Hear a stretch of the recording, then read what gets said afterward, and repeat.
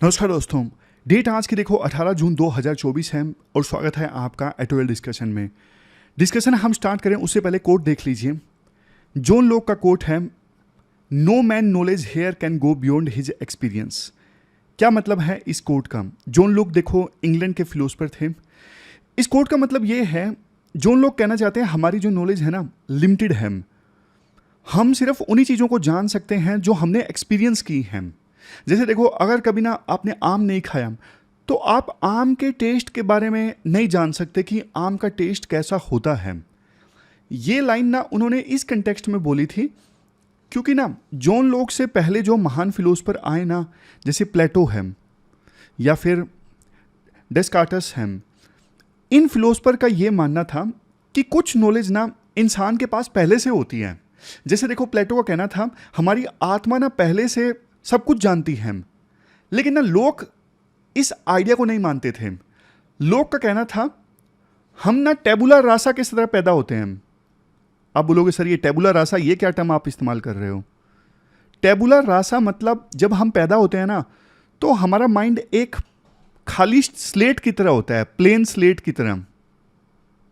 जैसे जैसे हम जिंदगी में आगे बढ़ते हैं, हमारा एक्सपीरियंस होता है, वो स्लेट भरती जाती है। मतलब जो जो हम एक्सपीरियंस करते हैं, हमारे आसपास क्राइम होते हैं मान लीजिए, तो हमारी जो मानसिकता है ठीक वैसी बन जाती है। जिसको जितना एक्सपोजर होता है बचपन में, वैसा ही उसका करैक्टर, उसका नेचर बनता जाता है। ये जॉन लॉक का कहना था। इवन लोग ये भी कहते हैं एक्सपीरियंस दो तरह के होते हैं, एक सेंसेशन और दूसरा रिफ्लेक्शन। सेंसेशन मतलब जो हम अपनी सेंसेस से एक्सपीरियंस करते हैं, जैसे खाया पिया, फील किया, स्मेल किया, छुया हमने, ये सब क्या है? ये है सेंसेशन। ये पहले तरह का एक्सपीरियंस है। और दूसरा एक्सपीरियंस मतलब रिफ्लेक्शन। जब देखो हम अपने एक्सपीरियंस के बारे में सोचते हैं ना और उनसे सीखते हैं, कुछ कुछ कंक्लूजन ड्रा करते हैं, वो होता है रिफ्लेक्शन। तो ये हमने कोड डिस्कस कर लिया। अब इश्यूज देख लेते हैं कौन कौन से डिस्कस करेंगे हम आज। सबसे पहले, यूक्रेन वार में पीस इस्टेब्लिश करने को लेकर स्विट्जरलैंड के शहर बर्गनस्टोक में एक समिट ऑर्गेनाइज हुआ। क्या कुछ निकल के आया उस समिट में, वो सारी चीज़ें हम डिस्कस करेंगे आज। फिर नेक्स्ट आर्टिकल हम डिस्कस करेंगे इंडिया में एजिंग की समस्या से संबंधित और कैसे तैयार रहने की आवश्यकता है। नेक्स्ट फिर आर्टिकल है अंटार्कटिक में टूरिज्म को रेगुलेट करने में क्या दिक्कतें आ रही हैं। तो ये सारे इश्यूज हम डिटेल से डिस्कस करेंगे। अब देखो, चूंकि प्री हो चुका है तो कुछ कुछ चेंजेस भी हम डिस्कशन में करने जा रहे हैं, लेकिन उसमें 3-4 दिन का वक्त लगेगा। आपके पास भी जो सजेशन है तो आप बता सकते हो। पिछले 2 दिनों में देखो बहुत सारे आपके कमेंट्स और मैसेज आए कि सर एडिटोरियल डिस्कशन जो हम करते हैं इससे बहुत सारे क्वेश्चन सोल्व हो रहे हैं। देखो वैसे तो हम, आपको भी पता है, ज़्यादा एनालिटिकल डिस्कशन करते हैं, मेंस ओरिएंटेड ज़्यादा करते हैं, और लेकिन बहुत सारे प्री के क्वेश्चंस कंसेप्ट की सहायता से सोल्व होते हैं। जैसे वुमेन रिजर्वेशन बिल हमने डिस्कस किया, हमने जापान में पॉपुलेशन वाली जो प्रॉब्लम थी वो डिस्कस की। ऐसे न जाने कितने क्वेश्चंस सोल्व हो रहे होंगे एडिटोरियल डिस्कशन से। बट देखो वो कॉमन इश्यूज़ हैं, बाकी टीचर्स ने भी देखो पढ़ाए ही होंगे। सभी टीचर्स के लिए रिस्पेक्ट है। हर टीचर यही चाहता है कि जो मैंने पढ़ाया है ज़्यादा से ज़्यादा बच्चों की हेल्प हो, ज़्यादा से ज़्यादा बच्चों के क्वेश्चन सोल्व हों, उनका एग्ज़ाम क्लियर हो। तो जैसे बाकी टीचर्स हैं वैसा ही देखो मैं भी एक मामूली सा टीचर हूँ जो ये चाहता है कि ज़्यादा से ज़्यादा स्टूडेंट्स को फ़ायदा हो। तो आपको भी देखो जो ऐसी चीज़ लगती है इससे फ़ायदा हो सकता है तो आप कमेंट बॉक्स में बता सकते हो, और मैं पूरी कोशिश करूँगा उसे फुलफ़िल करने की, जितना ज़्यादा हो सके कोशिश करूँगा। लेकिन कई बार बच्चों के जो कमेंट्स होते हैं ना वो अनरियलिस्टिक होते हैं और मतलब इम्प्लीमेंट करना बहुत डिफ़िकल्ट होता है। तो आप कमेंट बॉक्स में अपने सजेशंस वगैरह बता सकते हो। चलिए डिस्कशन स्टार्ट करते हैं।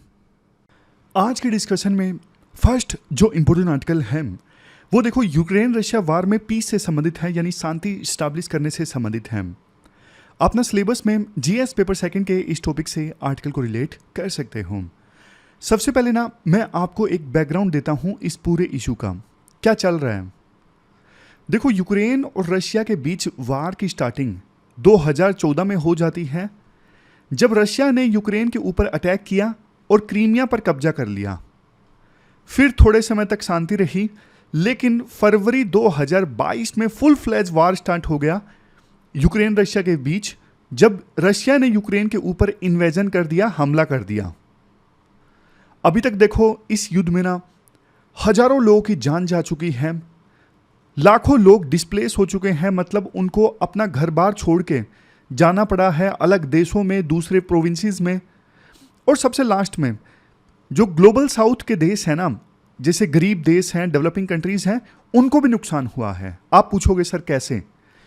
देखो रशिया और यूक्रेन बहुत वीट प्रोड्यूस करते थे, अब वो वीट एक्सपोर्ट होता था दूसरे देशों में, लेकिन गरीब देशों के लोगों को और डेवलपिंग कंट्रीज को वीट नहीं मिल पा रहा है रशिया और यूक्रेन से, जिस वजह से वीट की कमी हो गई है।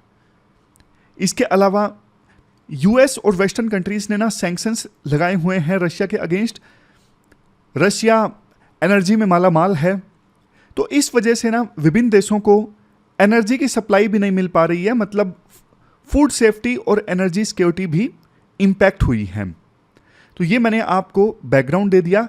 वार की वजह से नुकसान हुआ है, लंबे समय से कोशिश चल रही है कि शांति इस्टाब्लिश की जाए दोनों देशों के बीच में, कोशिशें सफल नहीं हो सकी हैं, और अब एक बार फिर से कोशिश हुई। 15 और 16 जून को स्विट्जरलैंड के शहर बर्गनस्टोक में एक पीस मीटिंग आयोजित हुई।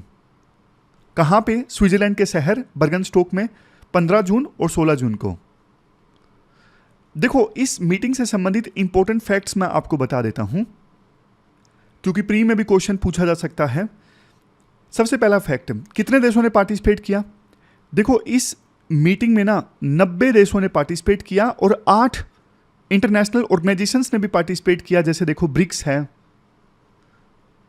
और इवन देखो 56 कंट्रीज के तो लीडर्स ने पार्टिसिपेट किया, लीडर्स जैसे प्रेसिडेंट, प्राइम मिनिस्टर। लेकिन देखो किन्होंने नहीं पार्टिसिपेट किया? रशिया ने नहीं पार्टिसिपेट किया। आपको हैरानी होगी कि रशिया और यूक्रेन के बीच में तो वार चल रहा है, सॉल्यूशन तो तभी निकलेगा ना जब रशिया को इनवाइट किया जाएगा। लेकिन हाँ, रशिया को इनवाइट नहीं किया गया। और रशिया का जो परम मित्र है चाइना ने भी अपना डेलीगेशन नहीं भेजा इस पीस समिट में पार्टिसिपेट करने के लिए। तो ये की प्लेयर्स जो हैं, इंपॉर्टेंट प्लेयर्स जो हैं, वो एब्सेंट रहे। इंडिया की पोजीशन क्या रही? इंडिया थोड़ा डिप्लोमेटिक खेल लिया। डिप्लोमेटिक कैसे खेल गया? इंडिया ने अपना डेलीगेशन तो भेज दिया पार्टिसिपेट करने के लिए, इंडिया ने अपना डेलीगेशन भेज दिया इस पीस समिट में पार्टिसिपेट करने के लिए, बट देखो पीस समिट के बाद में जो जॉइंट स्टेटमेंट या फिर कह सकते हो जॉइंट कम्युनिक है, उसे इंडिया ने इंडोर्स नहीं किया। समझ गए?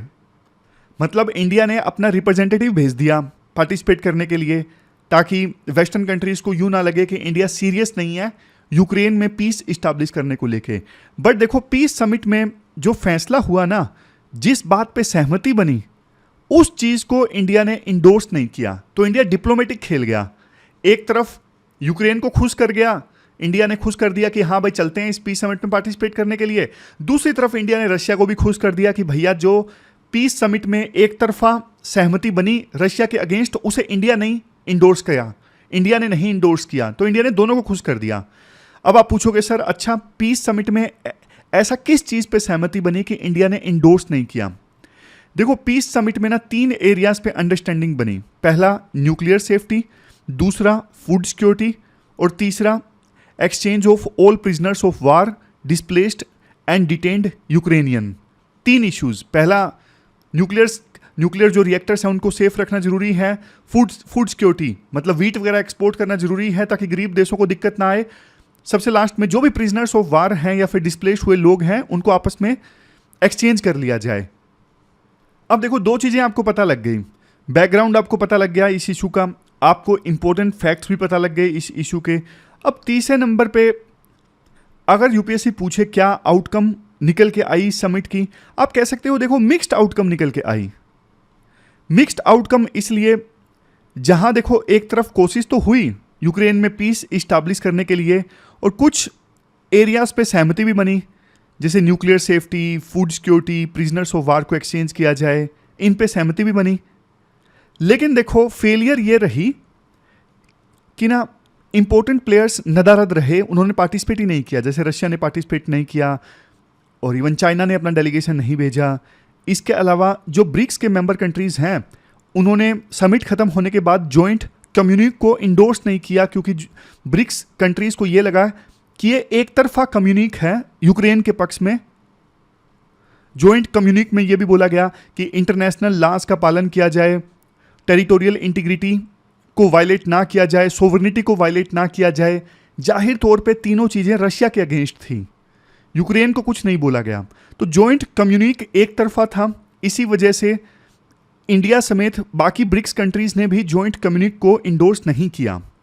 अगर देखो इंडिया के पर्सपेक्टिव से थोड़ा और बात करें, अभी तक ना यूएन जनरल असेंबली का प्लेटफॉर्म हो, यूएन सिक्योरिटी काउंसिल का प्लेटफॉर्म हो, इंटरनेशनल एटॉमिक एनर्जी एजेंसी का प्लेटफॉर्म हो या फिर ह्यूमन राइट्स काउंसिल हो, जहां पर भी रशिया के अगेंस्ट रेजोल्यूशन आया है ना, तो इंडिया ने उसे अपना समर्थन नहीं किया है।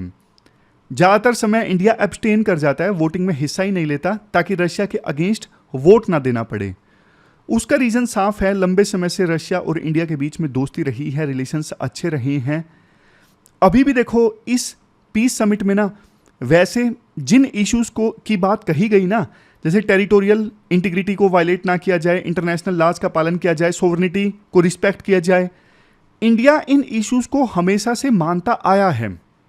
हमेशा से इंडिया बोलता है कि इन इश्यूज़ को तवज्जो की जाए। बट देखो बात यह है, इंडिया रशिया के अगेंस्ट वोट नहीं देना चाहता था, इसीलिए इंडिया ने एब्सटेन कर दिया। बट समिट में पार्टिसिपेट करके इंडिया ने यह दिखा दिया कि देखो इस प्रकार के पीस समिट में इंडिया एक स्टेक होल्डर है, आप इंडिया को बुला सकते हो। इंडिया सॉल्यूशन चाहता है यूक्रेन रशिया वार का और वर्ल्ड के दूसरे इश्यूज का। वे फॉरवर्ड में देखो ये कहा जा सकता है, अगर यूक्रेन और रशिया के बीच पीस इस्टेब्लिश करनी है ना, और कोई डायलॉग हो, तो सबसे पहले आप ये इंश्योर करो कि वो डायलॉग इंक्लूसिव हो। जैसे रशिया को तो बुलाया ही नहीं, चाइना ने भी अपना डेलीगेशन नहीं भेजा, तो इंक्लूसिव होना चाहिए डायलॉग, सभी जो मेजर स्टेक होल्डर्स हैं उनको इन्वाइट किया जाए। दूसरा पॉइंट वे फॉरवर्ड में ये कहा जा सकता है, कॉमन ग्राउंड्स पे पीस बिल्ड करना स्टार्ट किया जाए। जैसे इस बार समिट में ये अच्छी चीज़ हुई कि न्यूक्लियर सेफ्टी, फूड सेफ्टी, क्योंकि ये ऐसे इश्यूज हैं जिसको लेके देखो सभी देश सहमत होंगे। कोई यूँ नहीं बोलेगा कि हाँ न्यूक्लियर सेफ्टी ना इंश्योर की जाए, कोई यूँ नहीं बोलेगा कि फूड सेफ्टी ना इंश्योर की जाए। तो कॉमन ग्राउंड्स पे पहले सहमति बनाई जाए और फिर जो बड़े इश्यूज हैं, कॉम्प्लेक्स इश्यूज हैं, उन पे चर्चा होनी चाहिए। फिर नेक्स्ट जो इमर्जिंग इकोनॉमीज है ना, जैसे देखो इंडिया है, ब्राज़ील है, इनको भी इनवाइट किया जाए, क्योंकि इमर्जिंग इकोनॉमीज की सहमति बनेगी पीस फॉर्मूला पर, तो आप एक्सपेक्ट कर सकते हो ग्लोबल सॉल्यूशन निकल के आया है, ज़्यादा सहमति होगी वर्ल्ड में पीस फॉर्मूले को लेके। और सबसे लास्ट में देखो इस प्रकार के जो पीस एफर्ट्स हैं, डिप्लोमेटिक एफर्ट्स हैं, लगातार कंटिन्यू रहने चाहिए यूक्रेन वार में पीस इस्टेब्लिश करने के लिए। तो ये बातें आप वे फॉरवर्ड में बोल सकते हो। तो ये पूरा इशू हमने डिस्कस किया, चलते हैं आगे। इसके बाद नेक्स्ट आर्टिकल ना एजिंग इंडिया से संबंधित है, और आप देखो सिलेबस में ना जीएस पेपर 1 में पॉपुलेशन वाला जो टॉपिक है ना, वहाँ से इस आर्टिकल को रिलेट कर सकते हो। सबसे पहले हम बैकग्राउंड की बात करते हैं। बैकग्राउंड क्या है? देखो आज के समय में इंडिया ना एक डेमोग्राफिक शिफ्ट फेस कर रहा है। आप पूछोगे सर ये डेमोग्राफिक शिफ्ट क्या है? मतलब इंडिया की जो पॉपुलेशन का कंपोजिशन है ना, वो चेंज हो रहा है। अब धीरे धीरे इंडिया की जो पॉपुलेशन है ना, वो बूढ़ी हो रही है। क्यों? क्योंकि देखो हमारे देश में लाइफ एक्सपेक्टेंसी रेट जो है ना, वो लगातार बढ़ रहा है। आपको पता है आज के समय में इलाज ज़्यादा अच्छा उपलब्ध है। ज़्यादा अच्छा इलाज उपलब्ध है तो लोग ज़्यादा समय तक जीवित रहते हैं, और प्रोडक्शन रेट जो है, रिप्रोडक्शन रेट कम हो गया है। कम बच्चों को आज के समय में लोग जन्म देते हैं। कम बच्चों को जन्म देना और जो ऑलरेडी जनता है उनका ज़्यादा जीना, तो इसका मतलब पॉपुलेशन में बूढ़े लोगों का जो कंपोजिशन है ना, वो चेंज हो रहा है। तो ये है डेमोग्राफिक शिफ्ट जिसकी हम बात कर रहे हैं। अनुमान देखो ये है, मिड सेंचुरी आते आते, मतलब 2050 आते आते बूढ़े लोगों की जो पॉपुलेशन है ना, एल्डर्स की पॉपुलेशन 319 मिलियन तक पहुंच जाएगी। हर साल एल्डर्स की जो पॉपुलेशन है ना, 3% की ग्रोथ रेट से आगे बढ़ रही है। अब मैं कुछ इंपॉर्टेंट फैक्ट्स आपको बता देता हूँ एल्डर्स से संबंधित, जो आप ना आंसर्स में यूज़ कर सकते हो। एल्डर्स या फिर सीनियर सिटीजन से संबंधित जब भी क्वेश्चन आए ना, तो आप इन फैक्ट्स को यूज़ कर सकते हो। इवन अलग से एक पेज मैं ले लेता हूँ इंपॉर्टेंट फैक्ट्स बताने के लिए।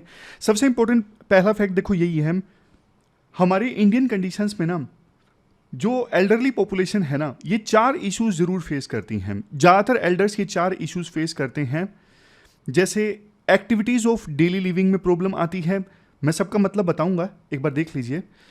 एक्टिविटीज़ ऑफ डेली लिविंग में प्रॉब्लम आती है, मल्टी मोर्बिडिटी, पुवर्टी और एब्सेंस ऑफ एनी इनकम। अब मैं इनका मतलब बता देता हूँ। एक्टिविटीज़ ऑफ डेली लिविंग जैसे देखो नहाना, खुद से टॉयलेट जाना, ये सब जो रोज़मर्रा के काम नहीं होते, उनमें एल्डर्स को दिक्कत आती है। Activities of daily living. इसके अलावा मल्टी मोर्बिडिटी, मतलब देखो बुढ़ापा आते आते अनेकों तरह की डिजीज़ से सफ़र करते हैं एल्डर्स, जैसे हाइपरटेंशन की प्रॉब्लम है, डायबिटीज़ की प्रॉब्लम है, ये सब इशू। फिर उसके बाद में पुवर्टी। अब देखो इलाज की जो कॉस्ट है वो बहुत ज़्यादा बढ़ रही है, और बहुत सारे एल्डर्स ऐसे होते हैं उनके पास में ना पैसे नहीं होते, सेविंग नहीं होती, कुछ भी हो, या फिर पैसे लग गए, सेविंग की थी, तो गरीबी का शिकार हो जाते हैं एल्डर्स। और सबसे लास्ट में डेली इनकम। अब चूंकि देखो एल्डर्स हैं, पहले कुछ एल्डर्स जॉब भी करते थे, तो अब वो रिटायर हो चुके होते हैं। बहुतों की पेंशन आती है, बहुतों की पेंशन नहीं आती है। तो जिनकी नहीं आती हैं उनका कोई फिक्स इनकम का सोर्स नहीं होता। तो ये प्रॉब्लम एल्डर्स फेस करते हैं। प्रॉब्लम्स की बात हम आगे भी करेंगे, लेकिन पहले इंपॉर्टेंट फैक्ट्स मैं आपको बता रहा हूँ। उसके बाद है फेमिनाइजेशन ऑफ एजिंग। ये देखो सारे पॉइंट्स आपको स्लाइड से मिल जाएंगे, लेकिन मैं कंसेप्ट की सहायता से बता रहा हूँ ना, तो फिर एक ही सहायता आपको बता देता हूँ। Feminisation of ageing. Feminisation of ageing मतलब देखो ज़्यादातर जो आपको एल्डर्स मिलेंगी ना, वो महिलाएं मिलेंगी। मतलब एक आंकड़ा मैं आपको दूं, एल्डर्स में ना 1065 आपको फीमेल मिलेंगी 1000 मेल के पीछे। और इसके साथ साथ देखो 54% जो एल्डरली वुमेन है ना, वो आपको विडो मिलेंगी। ये डेटा है। विडो मतलब उनके हस्बैंड की डेथ हो चुकी है, विधवा। तो ये एक इंपॉर्टेंट फैक्ट है, फेमिनाइजेशन ऑफ एजिंग। उसके बाद में है एक और फैक्ट, रूरल कॉन्सेंट्रेशन। मतलब 70% जो एल्डर्स हैं ना, वो रूरल एरियाज में रहते हैं। बहुत बार ऐसा होता है कि बच्चे काम करने के लिए शहर में चले गए और अपने माँ बाप को पीछे गांव में छोड़ गए, तो इस वजह से 70% एल्डर्स मिलते हैं रूरल एरियाज में। तो ये हमने कुछ डेटा डिस्कस किया एल्डर्स से संबंधित। अब देखो बात करते हैं कंसर्न्स की। एल्डर्स क्या क्या इशू फेस करते हैं। देखो ऐसा नहीं है कि कुछ पॉइंट जो हैं वो आसमान से आते हैं। इवन हम जो आस पड़ोस में देखते हैं ना, उसी से रिलेटेड पॉइंट्स हैं। तो आप, बल्कि मैं चाहता हूँ आप पॉइंट सोचिए कि एल्डर्स क्या क्या प्रॉब्लम्स फेस करते हैं। आप अलग अलग डायरेक्शन में सोचिए। जैसे देखो हेल्थ एंड वेलबींग है। अब एल्डर्स आपको पता है, जैसे मैंने आपको बताया, क्रोनिक डिजीज फेस करते हैं, मेंटल स्ट्रेस फेस करते हैं, और हेल्थ केयर को एक्सेस नहीं कर पाते, उनके पास में पैसे नहीं होते, एज रिलेटेड इश्यूज फेस करते हैं। तो ये पहली डायमेंशन है, हेल्थ रिलेटेड इश्यूज। उसके बाद नेक्स्ट है सोशल सिक्योरिटी। अब बहुत सारे एल्डर्स देखो ऐसे होते हैं जिनके पास में ना तो इंश्योरेंस है, ना ही पेंशन है, कोई किसी प्रकार का सपोर्ट नहीं है। तो सोशल सिक्योरिटी संबंधित इश्यूज एल्डर फेस करते हैं। उसके बाद है abuse and neglect. Abuse and neglect मतलब कई बार हम देखते हैं, देखो एल्डर्स को ना इग्नोर कर दिया जाता है घरों में, कि बस कई बार 2 वक्त की रोटी के लिए भी वो मोहताज हो जाते हैं। कुछ बोलते हैं तो बहुत बुरी तरह से बच्चे उनसे बात करते हैं, तो उनका जो ट्रामा है, मेंटल स्ट्रेस है, वो और ज़्यादा बढ़ जाता है। नेक्स्ट इशू है लैक ऑफ अवेयरनेस। वैसे देखो सरकार के कानून है एल्डर्स को सपोर्ट करने के लिए। अगर बच्चे एल्डर्स को सपोर्ट नहीं करते हैं, अपने माता पिता को सपोर्ट नहीं करते हैं, जैसे एग्जाम्पल के तौर पे देखो 2008 का एक कानून है, 2007 का है, मैं आपको कानून भी बता देता हूँ। कानून का नाम है maintenance and welfare of parents and senior citizens act. दोबारा से बोलता हूँ, maintenance and welfare of parents and senior citizen act 2007। इस एक्ट के तहत ना अपने माँ बाप को ना बच्चों को सपोर्ट करना ही होगा, उनको मेंटेनेंस के लिए पैसे देने ही होंगे। अगर कोई इनकार करता है बच्चा अपने माँ बाप की केयर करने से, तो उसके खिलाफ फिर कार्रवाई हो सकती है। बट दिक्कत ये है, सिर्फ 12% एल्डर्स ऐसे हैं जिनको इस कानून के बारे में पता है, और ज़्यादातर लोगों को, ज़्यादातर एल्डर्स को इस कानून के बारे में ना पता नहीं है। ये दिक्कत है, समझ गए। फिर नेक्स्ट इशू है changing family structure. Changing family structure मतलब आज के समय में देखो न्यूक्लियर फैमिलीज का चलन बढ़ रहा है। ये वेस्टर्न कंट्रीज में होता था कि जैसे ही बच्चों की शादी हुई वो माँ बाप से अलग हो गए, अलग घर लेके रहने लगे, और पेरेंट्स जो हैं वो अलग रह रहे हैं। बट ये कल्चर हमारे देश में भी आ रहा है, बहुत ही ज़्यादा दुखद बात है। इंडिया को देखो अपने ट्रेडिशन संभाल के रखने चाहिए। माँ बाप की केयर करना, जॉइंट फैमिलीज वाला सिस्टम, ये सिस्टम हमारे देश में सदियों से चलते आ रहे हैं, हमारी परंपरा रहे हैं। देखो मजबूरियां हो तो अलग बात है, मजबूरियां हो जैसे गांव से कोई शहर में गया है, वहाँ पे पेरेंट्स नहीं आना चाहते, उनका मन नहीं लगता शहर, वो अलग इश्यूज हैं। बट मैं देखता हूँ कई बार ना, एक एग्जांपल तो मुझे ना 2 हफ्ते पहले सामने आया।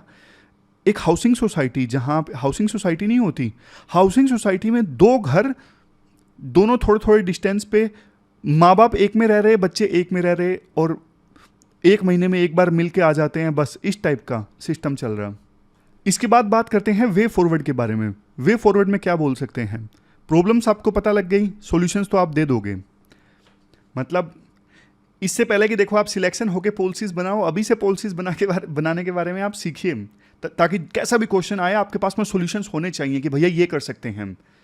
जैसे सबसे पहला सॉल्यूशन आप दे सकते हो, लाइफ कोर्स अप्रोच की आवश्यकता है।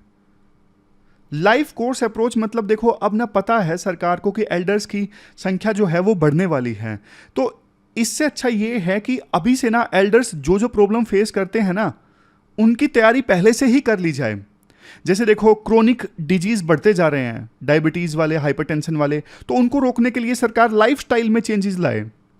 जैसे देखो बहुत सारे एल्डर्स के पास में सेविंग नहीं होती, पेंशन नहीं होती, तो सरकार अभी से इस प्रकार के प्लान प्रमोट करे कि ज़्यादा से ज़्यादा लोग ना, ज़्यादा से ज़्यादा लोगों के पास में सेविंग हो, इंश्योरेंस हो, पेंशन हो, इसकी व्यवस्था हो। तो अभी से तैयारियां सरकार करना स्टार्ट करे, ताकि आने वाले जो एल्डर्स हैं ना, कम से कम उनको दिक्कत ना आए। और अभी जो एल्डर्स की संख्या बढ़ रही है, उनके लिए हेल्थ केयर को स्ट्रेंथन किया जाए। ऐसा ना हो कि उनके पास पैसे ना हो तो वो इलाज ना एक्सेस कर पाए, और मेंटल हेल्थ इश्यूज जो वो फेस करते हैं समाज में, उसके बारे में स्टिग्मा दूर होना चाहिए। जैसे देखो जो हमारे बॉडी वाले इश्यूज इंपॉर्टेंट है, फिजिकल हेल्थ वाले इश्यूज इंपॉर्टेंट है, वैसे ही मेंटल हेल्थ इश्यूज भी बहुत इंपॉर्टेंट हैं। अभी ना मैं एक वीडियो मुझे किसी ने शेयर की, दो चीज़ें मेरे सामने आई, मैं आपको बता देता हूँ। एक तो एक लड़की ना लेट पहुँची एग्ज़ाम में, और वो पेपर नहीं दे पाई, और लड़की के साथ में उसके पेरेंट्स भी थे, और पेरेंट्स काफ़ी ज़्यादा हतोत्साहित हो गए थे, डिसअपॉइंट हो गए थे। और उस एस्पायरेंट की जो मदर थी वो तो देखो एकदम से बेहोश होने लगी, और जो फादर थे वो भी चिल्ला चिल्ला के बोल रहे थे कि गेट खोल दो। और वो वीडियो देख के काफ़ी ज़्यादा देखो दुख भी हुआ मुझे, कि कैसे कुछ भी कारण रहे हों लेट होने के। एक तरफ देखो ये जो नियम हैं वो एस्पायरेंट्स के लिए ही बनाए जाते हैं, कि ऐसे तो कोई लेट होगा, बाकी एस्पायरेंट्स जिनका एग्ज़ाम स्टार्ट हो चुका है उनको दिक्कत आएगी। लेकिन दूसरी तरफ देखो उस लड़की के लिए दुख हो रहा था जो लेट पहुंची, उसका पूरा साल खराब हो गया। लेकिन मेन इशू मैं आपको बताऊं, उस वीडियो में ना वो लड़की काफ़ी ज़्यादा मतलब वैसे बिहेव कर रही थी जैसे ऑफिसर बन चुकी है। वो अपने माँ बाप को सांत्वना दे रही थी, कोई बात नहीं, एग्ज़ाम ही तो है, अगली बार क्लियर कर दूंगी, ऐसा कोई एग्ज़ाम है जो मैं ना क्लियर कर सकूँ, इस प्रकार की वो बातें बोल रही थी। जबकि उल्टा होना चाहिए था, पेरेंट्स को, लड़की को सपोर्ट करना चाहिए था, एस्पायरेंट को। लेकिन उस वीडियो में बल्कि जो एस्पायरेंट थी वो अपने माँ बाप को कंसोल कर रही थी। ऐसा लगा कि वो एस्पायरेंट जिसका पूरा साल बर्बाद हो गया, उसके मन में कितना दुख होगा। लेकिन उन परिस्थितियों में भी वो जो एस्पायरेंट थी एक ऑफिसर की क्वालिटीज़ के साथ में बिहेव कर रही थी। शायद आपने वो वीडियो देखा होगा। हाँ, तो और सजेशंस आप दो, क्या कर सकते हैं एल्डर्स के लिए, थोड़ा दिमाग लगाओ। फिर देखो हम क्या कर सकते हैं। सबसे पहले अवेयरनेस कैंपेन जो है ये जरूर चलाने चाहिए, ताकि वो 2007 वाला जो एक्ट है वो सभी एल्डर्स को पता हो। सोशल सिक्योरिटी मजबूत की जाए, एल्डर्स के लिए ये सब व्यवस्था होनी चाहिए, पेंशन की, इंश्योरेंस की।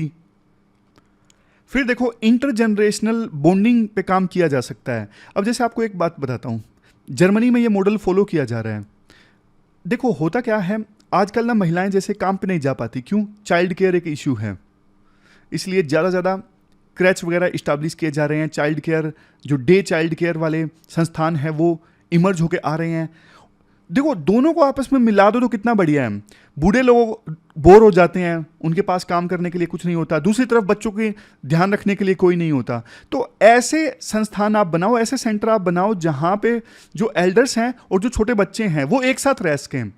बच्चों को देखो बहुत शिक्षा मिलेगी एल्डर्स से, और एल्डर्स का भी अच्छा टाइम पास हो जाएगा, खुश हो जाएंगे वो। तो इस प्रकार की व्यवस्था आप करो। जर्मनी में ये सेंटर्स काफ़ी ज़्यादा बन गए हैं, इंडिया में भी ट्राई होने चाहिए। इसके बाद आर्टिकल में बोला जाता है जो ऑलरेडी लॉज हैं उनको अच्छे से इंप्लीमेंट किया जाए, और प्रॉपर रिसर्च एंड डेटा सरकार के पास होना चाहिए। एल्डरली पॉपुलेशन जो है वो इंक्रीज हो रही है, प्रॉपर डेटा अगर सरकार के पास होगा, प्रॉपर रिसर्च होगी, तो सरकार बेहतर पॉलिसीज बना सकेगी, बेहतर डिसीजंस ले सकेगी। तो ये पूरा आर्टिकल हमने डिस्कस किया एल्डर केयर से संबंधित। चलते हैं आगे। इसके बाद नेक्स्ट आर्टिकल लास्ट कॉन्टिनेंट को सेव करने से संबंधित है। अपना सिलेबस में जीएस पेपर 3 के इन दोनों टॉपिक से आर्टिकल को रिलेट कर सकते हो। देखो लास्ट कॉन्टिनेंट मतलब अंटार्कटिक। इस आर्टिकल में जो हम बोल रहे हैं ना, लास्ट कॉन्टिनेंट मतलब अंटार्कटिक। अभी ना हाल ही में केरल के शहर कोच्चि में ना 46वीं अंटार्कटिक ट्रीटी कंसल्टेटिव मीटिंग आयोजित हुई। हर साल ये मीटिंग आयोजित होती है अंटार्कटिक के इन्वायरमेंट को सेफ रखने के लिए, अंटार्कटिक से संबंधित इश्यूज को डिस्कस करने के लिए। तो इस बार की मीटिंग केरल के शहर कोच्चि में हुई, और किस इशू पे सबसे ज़्यादा डिस्कशन हुई? Antarctic tourism. मतलब जो टूरिज्म है ना वो देखो अंटार्कटिक में बढ़ता जा रहा है, जिस वजह से काफ़ी नुकसान हो रहा है। जैसे देखो 1990s में टूरिज्म की शुरुआत हुई थी अंटार्कटिक में, और उस समय तो हंड्रेड्स में और धीरे धीरे हज़ारों में टूरिस्ट जाने लगे। बट ना 2022-23 में 1 लाख से ज़्यादा टूरिस्ट अंटार्कटिक में गए। International association of Antarctic tour operator, इनका कहना है 2023-24 में 1,18,089 टूरिस्ट ने अंटार्कटिक की यात्रा की। और जितने टूरिस्ट जा रहे हैं ना अंटार्कटिक में, उसमें से 40% तो देखो यूएस और चाइना से हैं। क्यों इतने ज़्यादा टूरिस्ट अंटार्कटिक जाने लगे हैं? एक तो देखो ग्लोबल पॉपुलेशन का ना इंटरेस्ट बढ़ रहा है एडवेंचर ट्रैवल में। मतलब वो ऐसी जगह पे जाना पसंद कर रहे हैं जहाँ पे जाना चैलेंजिंग है, जहाँ पे बहुत कम लोग जा रहे हैं। इसके अलावा टूरिस्ट जो हैं वो अंटार्कटिक के यूनिक लैंडस्केप को एक्सपीरियंस करना चाहते हैं, वहाँ पे जो वाइल्ड लाइफ है उसको देखना चाहते हैं। तो कई तरह की एक्टिविटीज़ वहाँ पे होती हैं अंटार्कटिक में। वाइल्ड लाइफ को ऑब्जर्व करना, फोटोग्राफी, माउंटेन क्लाइंबिंग और आइस स्कीइंग, बर्फ़ पे जो होती है। और कई कई दिनों की यात्रा पर जाते हैं टूरिस्ट। कुछ छोटे शिप पे जाते हैं, कुछ मीडियम साइज शिप पे, और कुछ तो देखो लार्ज क्रूज़ पे जाना पसंद करते हैं। तो हर प्रकार की एक्टिविटीज़ बढ़ती जा रही हैं अंटार्कटिक रीजन में, जो कि एक चिंता का विषय है। क्योंकि देखो जैसे जैसे अंटार्कटिक में ह्यूमन प्रेजेंस इंक्रीज हो रही है ना, वहाँ पे जो वाइल्ड लाइफ है वो डिसरप्ट हो रही है। वहाँ का जो इकोसिस्टम है ऑलरेडी काफ़ी कमज़ोर है, वो डैमेज हो रहा है, बर्फ़ पिघलने लगी है। अब ह्यूमन बींग्स ज़्यादा जाएंगे तो यहाँ से कोई स्पीसीज़ लेके चले जाएंगे, और यहाँ की स्पीसीज़ वहाँ पे पनपने लगी तो वो इन्वेसिव स्पीसीज़ हो जाएगी, लोकल इकोसिस्टम को डिस्ट्रॉय कर देगी। इसके अलावा वहाँ पे पानी अभी प्योर है, लेकिन ह्यूमन बींग्स ज़्यादा जा रहे हैं, मतलब पानी धीरे धीरे पोल्यूट होता जाएगा। इसके अलावा टूरिस्ट वहाँ पे ज़्यादा जाते हैं तो ग्लोबल कार्बन फुटप्रिंट भी इंक्रीज हो रहा है, और क्लाइमेट चेंज की वजह से तो देखो ज़्यादा बर्फ़ पिघल रही है अंटार्कटिक में, और टूरिज्म और भी ज़्यादा बढ़ सकता है। ये एक चिंता का कारण है। और देखो बैलेंस बिगड़ रहा है, एक तरफ scientific research and responsible tourism, दूसरी तरफ इन्वायरमेंटल प्रोटेक्शन। दोनों का बीच में ना बैलेंस होना चाहिए। बट जिस हिसाब से टूरिज्म इतना तेज़ी से बढ़ रहा है ना धड़ल्ले से, वो बैलेंस बिगड़ रहा है। तो अब ना कुछ कानून की बात कर लेते हैं, इंटरनेशनल लॉज या फिर ट्रीटीज़ की बात कर लेते हैं। देखो अंटार्कटिक को रेगुलेट करने के लिए ना अंटार्कटिक ट्रीटी आई थी 1967 में। ये जो ट्रीटी है ना, ये बोलती है कि अंटार्कटिक में ना साइंटिफिक रिसर्च ढंग से की जाए और पीसफुल यूज़ किया जाए अंटार्कटिक में जो रिसर्च की जाती है उस चीज़ का। अब देखो आज से ऑलमोस्ट यूँ कह सकते हो 65 साल पहले, मतलब 62-63 साल पहले ये ट्रीटी आई थी। उस समय हालात अलग थे, उस समय टूरिज्म था ही नहीं। तो ये जो ट्रीटी है ना वो उस समय की सर्कमस्टांसेस के हिसाब से आई थी। बाद में एक मैड्रिड प्रोटोकॉल आया। मैड्रिड प्रोटोकॉल भी ये रेकमेंड करता है कि अंटार्कटिक का जो इन्वायरमेंट है उसको कैसे सेव किया जाना है। बट मैड्रिड प्रोटोकॉल जो है ना ये भी टूरिज्म की बात नहीं करता है। तो क्वेश्चन ये उठता है फिर टूरिज्म रेगुलेट कौन करता है अंटार्कटिक में? ये जो इंटरनेशनल टूर ऑपरेटर वाली एसोसिएशन है ना, यही association day to day tourism को रेगुलेट करती है। ये सेल्फ रेगुलेटरी बॉडी है। ये बॉडी टूरिज्म करवाती भी है और टूरिज्म को रेगुलेट भी करवाती है। बट देखो टूरिज्म को रेगुलेट करने के लिए ना कोई स्ट्रिक्ट गाइडलाइन होना जरूरी है, स्ट्रिक्ट लॉज होने जरूरी हैं।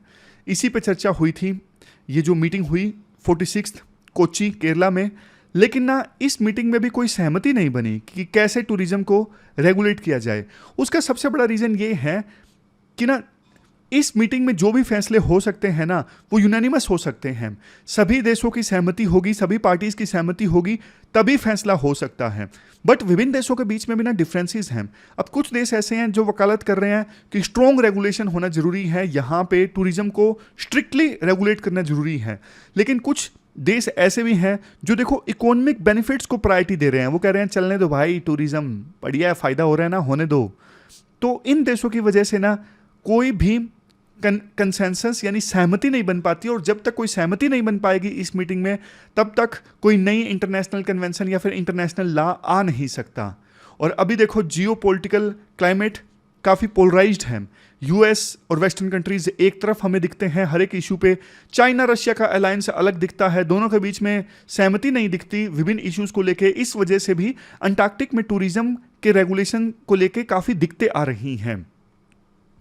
फिर राइटर बोलते हैं देखो ये जो मीटिंग हुई थी ना कोच्चि केरला में 46, इसमें कुछ प्रोग्रेस हुई, ऐसा नहीं है कि पूरी तरह से फेलियर साबित हुई ये मीटिंग। जैसे इस मीटिंग में ये बोला गया कॉम्प्रिहेंसिव फ्लेक्सिबल डायनामिक फ्रेमवर्क तैयार किया जाए टूरिज्म को रेगुलेट करने के लिए या फिर नॉन गवर्नमेंटल एक्टिविटीज़ को रेगुलेट करने के लिए। और इसके लिए एक वर्किंग ग्रुप इस्टेब्लिश किया गया है। जो नया वर्किंग ग्रुप इस्टेब्लिश किया गया है ना वो अगले साल इस एफर्ट को लीड करेगा कि कैसे टूरिज्म को रेगुलेट करना है, क्या गाइडलाइंस दी जा सकती हैं, क्या नहीं दी जा सकती, उन सब चीज़ों को डिसाइड करेगा एक वर्किंग ग्रुप जो बनाया गया है अभी। समझ गए? मतलब काम दे दिया गया है एक वर्किंग ग्रुप को कि भैया तुम काम करो कि कैसे टूरिज्म को रेगुलेट किया जाए वहाँ पे, और तुम जो रिकमेंडेशंस तैयार करोगे उनको हम अगले साल डिस्कस करेंगे। फिर राइटर कहते हैं देखो अंटार्कटिक जो है, अंटार्कटिक में स्ट्रॉन्ग स्टेप्स लेने की आवश्यकता है ताकि टूरिज्म के इम्पैक्ट को ना कम किया जा सके। नेगेटिव इम्पैक्ट की हम बात कर रहे हैं। लेकिन देखो बात ये है कि ना काफ़ी समय से सिर्फ डिस्कशंस ही चल रही हैं। जैसे 1961 में ट्रीटी आई थी ना, उसके बाद से ये इशू सामने आने लग गया था कि टूरिज्म अंधाधुंध बढ़ता जा रहा है। लेकिन देखो तब से बस कोशिश ही हो रही है कि टूरिज्म को कैसे रेगुलेट किया जाए। वो कोशिश सफल नहीं हो उसकी है अभी तक। वो कोशिश इसलिए सफल नहीं हो उसकी है क्योंकि वही बात, कोई ना इंटरनेशनल कन्वेंशन या फिर रेगुलेशन संबंधित गाइडलाइंस तभी आ सकती हैं जब ना सभी देश एग्री करें। लेकिन जैसे मैंने आपको बताया कुछ देश एग्री नहीं करते हैं, इस वजह से टूरिज्म को लेके गाइडलाइंस नहीं आ पाती हैं। तो सबसे पहले जो रूट काज है ना जिसकी वजह से टूरिज्म संबंधित गाइडलाइंस नहीं आ पाई, अभी तक टूरिज्म को रेगुलेट नहीं किया जा सका, उस रूट काज को एड्रेस करना जरूरी है। वो है यूनानिमस एग्रीमेंट। तो ये पूरा आर्टिकल हमने डिस्कस किया अंटार्कटिक में टूरिज्म को रेगुलेट करने से संबंधित। चलते हैं आगे। जो क्वेश्चंस आपको अटेम्प्ट करने हैं वो एक बार देख लीजिए। देखो सबसे पहला तो एल्डर केयर वाला क्वेश्चन आपको अटेम्प्ट करना है जो हमने आर्टिकल डिस्कस किया। फिर देखो ये जो दो क्वेश्चन है ना ये यूपीएससी ऑलरेडी पूछ चुकी है। यूपीएससी ना आर्कटिक और अंटार्कटिक से रिलेटेड जो क्वेश्चंस है ना वो रिपीट करके पूछती रहती हैं। 2021 में ये पूछा, 2018 में ये पूछा, दोनों में से एक आप अटेम्प्ट कर लीजिए। लेकिन तैयार रहिए घूम फिर के। अब ये टूरिज्म अंटार्कटिक में टूरिज्म काफ़ी ज़्यादा सुर्खियों में है, ये इस साल पूछ सकती हैं। तो ये क्वेश्चंस आप अटेम्प्ट कीजिए pwonlyas.com पे। ये थी हमारी आज की डिस्कशन। कल मिलते हैं फिर से एक नई डिस्कशन के साथ। आप अपना ख्याल रखिए, बढ़िया से पढ़िए। Thank you very much for discussion.